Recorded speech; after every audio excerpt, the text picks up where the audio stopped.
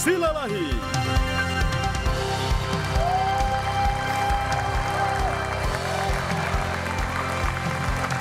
Selamat malam. Mahkamah Konstitusi menggelar sidang maraton mengadili sengketa pemilu Presiden 2019. Sejumlah saksi dihadirkan, sejumlah keterangan diungkap. Seperti apa kualitas saksi dan barang bukti yang dihadirkan? Inilah Rosi, adu bukti di sidang Mahkamah Konstitusi.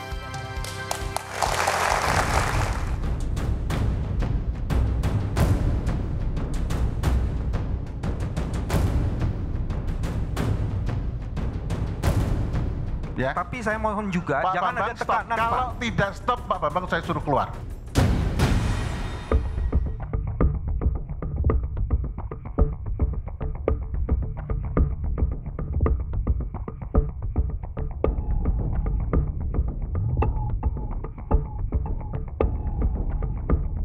Berarti ada di dalam dunia nyata ini si Udung. Tidak ada. Menurut saya. Bagaimana caranya? Kalau Nah, saudara itu- mengatakan ini kecamatannya, ini kelurahannya, ini kabupatennya, ini provinsinya. Baik, yang itu mulia kan ada di nanti. dunia nyata berarti.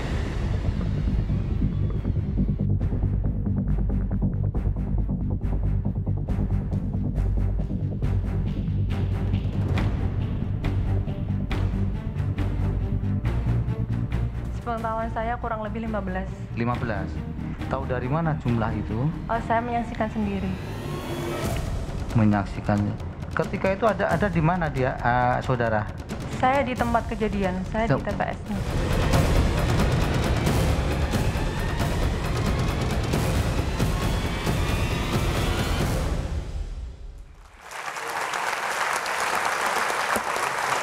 Adu bukti di Mahkamah Konstitusi. Itulah tema kita malam hari ini. Silakan warganet Anda bisa memposting komentar Anda. Jangan lupa mention @kompas.tv. Hashtagnya adalah adu bukti. Malam hari ini saya perkenalkan dari paling ujung tim hukum TKN, Andi Syafrani. Selamat malam. Bung Aceh Hasan, jubir TKN. Hendar Sam Marantoko, tim hukum BPN. Malam, Rosi. Selamat malam, Bung. Kita masih menunggu Bung Andre Rosiade. Saya mengundang juga pakar hukum tata negara Bung Refli Harun. Dan last but not least, Muhammad Kodari, Direktur Indobarometer. Selamat malam Bapak-Bapak sekali lagi. Selamat malam. Secara umum dulu saya ingin bertanya pada Anda Bung Kodari. Karena semalam kita nonton semalam suntuk ya, 20 jam. Kayak nonton wayang aja. Betul. Wayang politik. Saya harus mengacungkan jempol pada hakim-hakim konstitusi, para pengacara yang bisa, ya kita lihat betul ngantuk, capek, itu nggak gampang, harus konsentrasi dan 20 jam. Jadi Anda berdua ada ya Bung Andi sama Bung Hendar Sam? Ya, ada kan? Saya ikut sampai akhir. Itu ngopi berapa gelas tuh supaya nggak ngantuk? Nggak boleh ngopi malah. Kita nggak boleh bawa makanan di dalam ruangan. Iya, Jadi Saya mulai kita melihat break keluar persamaan sebentar, antara ngopi sekolah segelas. hukum dengan sekolah dalang. Yaitu sama-sama Sama lama. sama kuat apa namanya begadang. 20 Ya. jam kemarin dan hari ini secara mengejutkan KPU hanya satu saksi ahli. Saya tanya dulu kepada Bung Kodari, Ya. sampai sejauh ini bagaimana penilaian Anda melihat jalannya sidang? Pertama, menurut saya kita harus bersyukur ya bahwa di antara perbedaan-perbedaan yang ada sesungguhnya kedua belah pihak ini sama-sama mengakui dan menjunjung tinggi Mahkamah Konstitusi ya dan Hakim Konstitusi. Menurut saya itu yang penting. Yang kedua, situasinya juga kondusif, artinya berapa hari sidang, situasi di lapangan di luar MK. Keamanan ya aman, maksud Anda ya, nggak tidak perlu ada kerusuhan, demonstrasi, semuanya Kemudian, diserahkan pada ya, Hakim para calon Konstitusi. mengatakan tidak perlu turun ke lapangan. Saya kira kita di antara sekian banyak perbedaan yang terjadi dan memang pasti beda namanya juga sidang, kita harus bersyukur bahwa dua modal itu kita miliki. Kita harus mulai dari sana.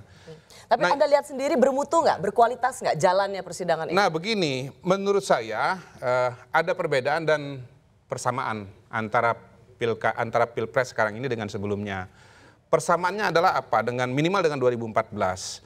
Yang dijadikan dasar untuk memulai semua argumentasi itu adalah DPT. Menurut saya ini salah besar. Jadi ini salah besar.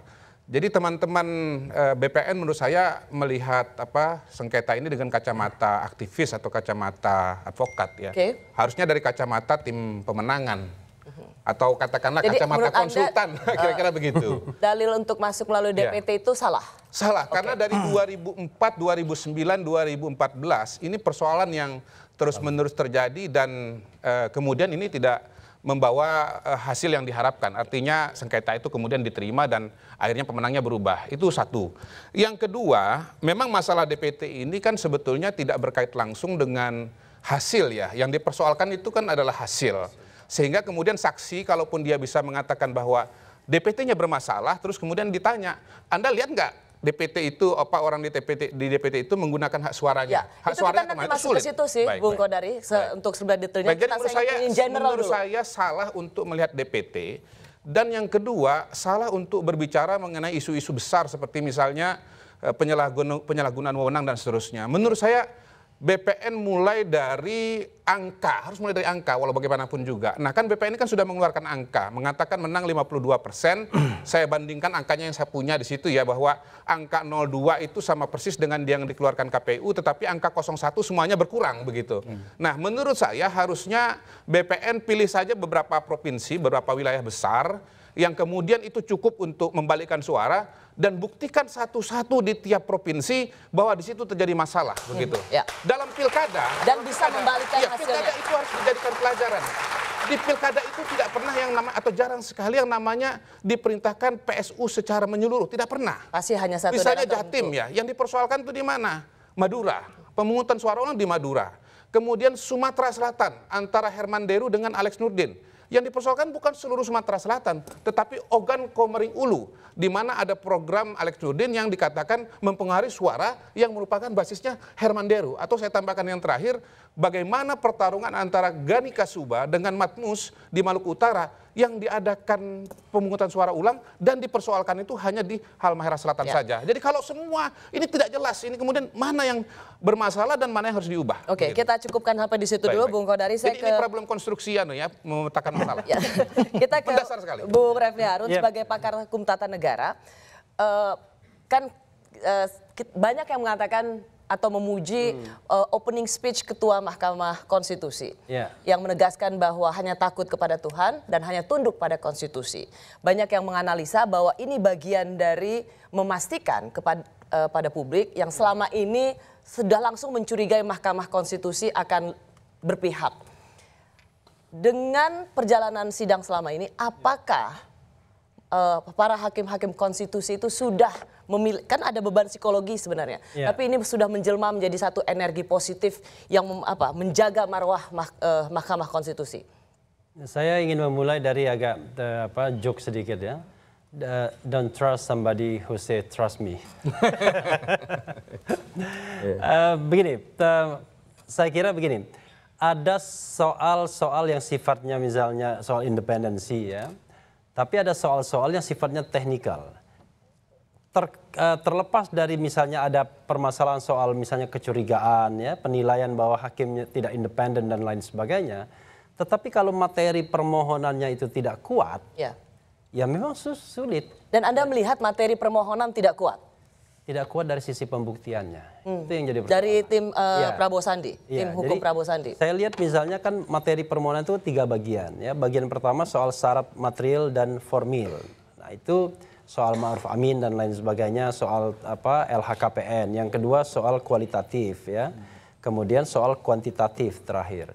Saya katakan kalau soal kualitatif yang 5 itu dan juga soal kuantitatif ya sorry to say the game is over. The game is over. Ya, saya kira.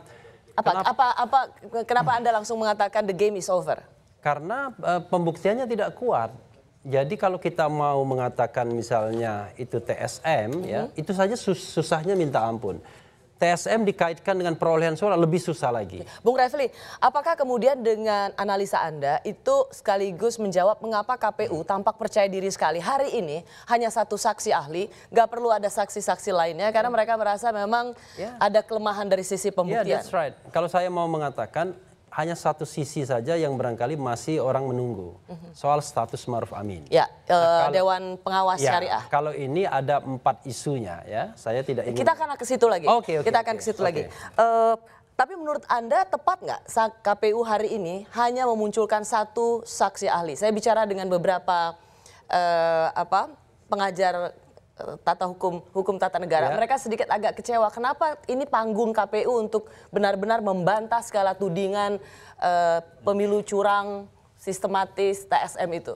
Ya sekarang saya tanya, kepentingan KPU apa? Kepentingan pihak terkait apa? Kepentingan KPU kan permohonan ini ditolak, kan begitu. Kalau mereka mengajukan saksi, ya bisa saja backfire. Oke, jadi menurut Anda tepat ya? Ya saya kira tepat. Gak perlu ada saksi yang terlalu banyak karena toh kemarin sudah bisa dipatahkan menurut Anda? Backfire? Nanti pihak pemohon justru nanti akan menyerang balik hal-hal yang barangkali mungkin targetnya bukan menang lagi. Baik, sorry, saya putus di situ karena saya dapat aba-aba. Kita sambut juru bicara BPN, Bung Andre Rosiade yang baru datang, nggak apa-apa.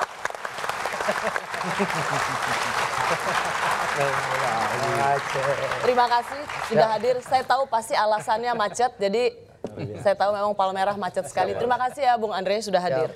Oke, jadi menurut Anda nggak apa-apa, memang KPU sendiri sudah mematahkan semua kemarin. Dan prediksi saya besok nggak akan banyak juga saksi yang akan diajukan.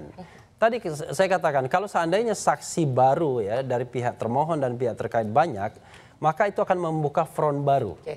Sebelum itu saya mau ke tim hukum BPN dulu, Bung Hendarsam. Tadi dikatakan cukup lugas oleh Bung Refli Harun, the game is over. Untuk isu dua tadi ya, tapi untuk Ma'ruf Amin belum.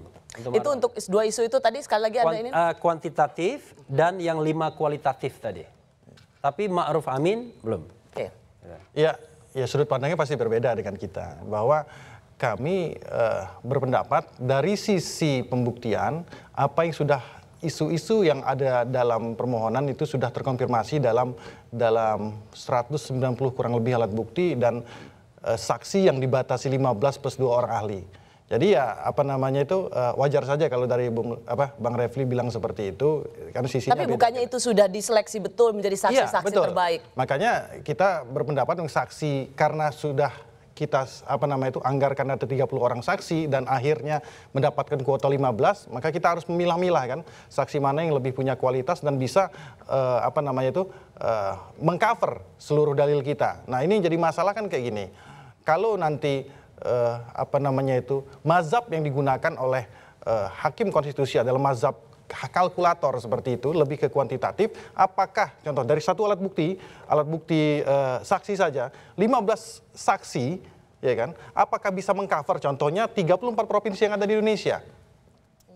Ini kan jadi satu problem tertentu juga dalam hukum acara kita yang ditentukan oleh Mahkamah Konstitusi itu sendiri seperti itu. Ya, tapi kalau kita bicara soal ini dari sisi pembuktian alat bukti saksi ya. Bukan alat bukti yang lain. Artinya apa? Sebenarnya kan di tiap pihak dalam permasalahan ini kan tentunya mempunyai ini masing-masing, keunggulan dan sumber daya masing-masing. Ya, makanya tapi kan sebagai saksi apakah secara general cukup membuktikan adanya pemilu yang curang secara sistematif, terstruktur dan masif? Apakah ya, kami rasa cukup. Cukup. Ya, Bung Refli, Anda cukup nggak melihat semalam itu? Ya saya terus terang ya, artinya gini, saya kan nggak punya kepentingan 01, 02 ya, saya kira teman-teman tahu sikap saya. Tapi begini, saya kan mengikuti terus proses persidangan. Dari awal saya mengatakan. Kalau saya bilang cukup apa enggak, singkat saja, cukup atau sangat tidak? Tidak cukup. Sangat tidak cukup, kami kembali sesaat lagi.